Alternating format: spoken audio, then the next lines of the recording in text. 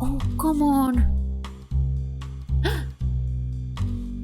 Hello, people! Today I'm going to be talking about Throne of Glass, the super famous fantasy novel by Sarah J. Maas.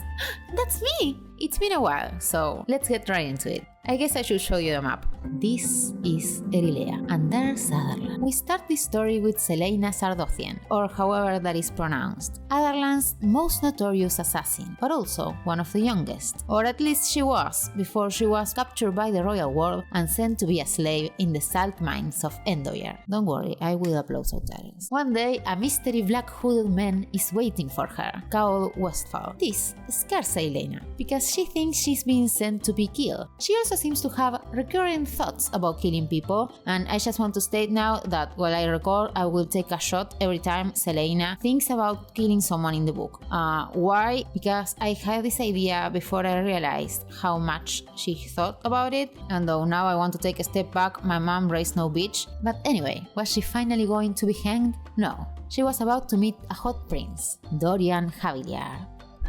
Celaena refuses to bow to him, so a red-faced man throws her to the ground. And when this happens, Prince Dorian says, "I don't quite comprehend why you force someone to bow. He's a self-aware prince." And then we find out that 3 months ago, Celaena tried to escape the mine and she was whipped and left with 3 scars. Because in the mine, if you misbehave, if you did magic, so Dorian says, "What remarkable eyes you have, and how angry you are." And Celaena thinks about killing him, which honestly, same.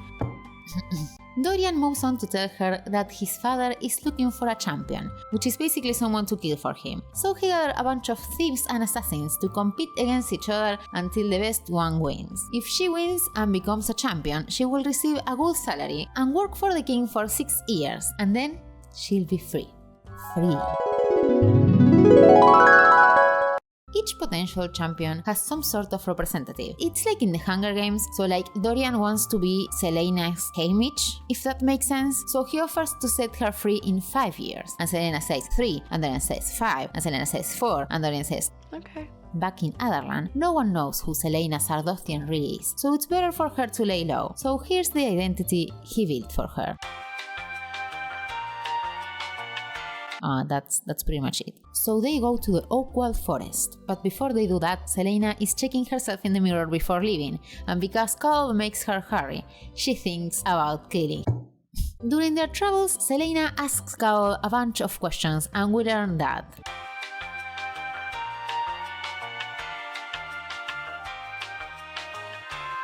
when they stop for lunch, first, Celaena thinks about killing them to escape. We learned that Celaena was only 8 when Arwen Hamel found her on a frozen river and brought her to the border between Adarlan and Terrasen, and he had some questionable training methods. And then they talk about fairies.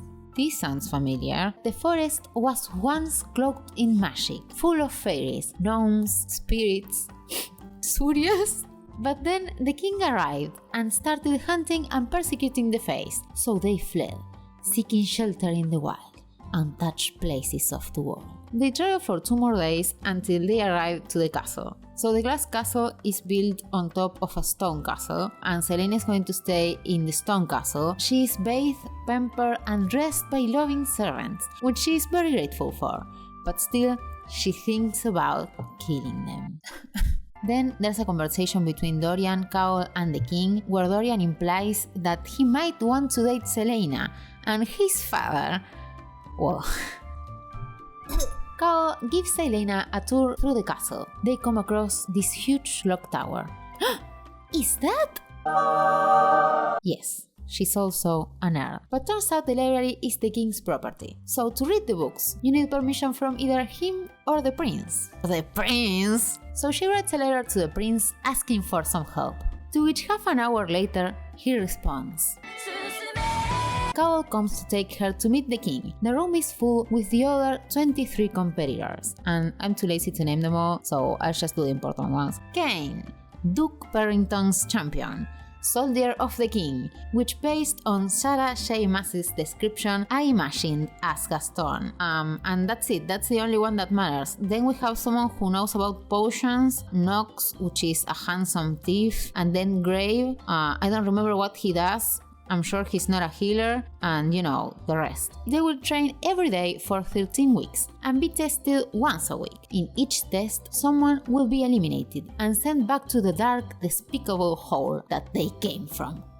After ulemas, I'll explain what that is later, 4 of them will duel, and the winner will become the king's champion. After the reunion, Selena meets Lady Caltine. She likes Dorian and makeup, so she's evil. Evil unlike the other girls. In the words of Sarah J. Maas, Caltine snapped her attention to Selena. "Wherever did you find that dress?" she purred.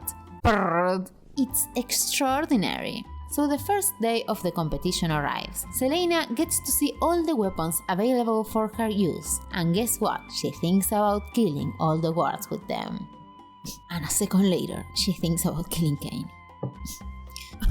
And then she picks a sword to fight with Kao, and when the Virgo man wins, she threatens to skin him alive and squish his eyeballs.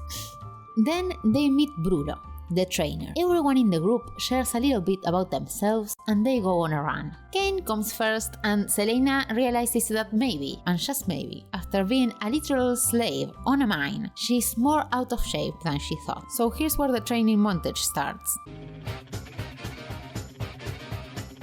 Cole and Selena go for a walk, where they meet Regina George, Lady Caltine again, and Her Royal Highness Princess Nehemia Itgar of Ailwe. All these places are fictitious, so I'm not actually disrespecting any culture, okay? Selena and the princess talk shit about Lady Caltine and basically everything around them on Ailwe. Ailwe is the language that the people speak in Ailwe, so depending on the context, Ailwe is either a place or a language. They bond over the roasting and the fact that they both speak this language, and Selena starts to think that maybe Nehemia is not like the other girls and truthful snakes. One of the contestants' body was found in ribbons. That's suspicious, but anyway, they have a dagger throwing contest and Selena excels because she didn't waste time playing with Barbies like the other stupid girls. I'll stop, I'm sorry. Next challenge is an archery contest. Don't show off, he warned. I'll try not to, she purred. She ends up showing off. But before she does that, she thinks about killing Purrington and Dorian, but I will only take one shot. Perlor is eliminated. Sorry dude, we didn't even know who you were. One champion tries to escape and he is killed. His name was Sven. I've been impaled! Then we see a conversation between Dorian and his mother, where he feels like a poor, rich monarch puppet. And they talk about him marrying Nehemia. He can't marry Lady Caltine because she has an arrangement with Purrington, and they mention some girl named Elise, but Elise bores me. Oh Dorian, you didn't expect to marry for love, didn't you? Of course you did, you himbo. Your life is just so hard, isn't it? Anyway, he gets upset and leaves the room and finds Selena and Nehemia. So he tells her that she can't really hang out with her, to which she responds, "Do you believe I'm going to kill her? Why would I kill the only person in this castle who isn't a babbling idiot?" I'm sensing some girl in red vibes. Somehow the conversation ends with him suggesting a private sparring lesson at night in her room. I'm sure he's desperate for sparring something.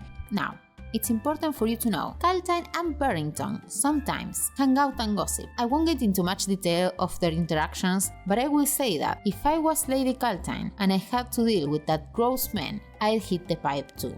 Meanwhile, Selena is playing the piano, contemplating her past, her future.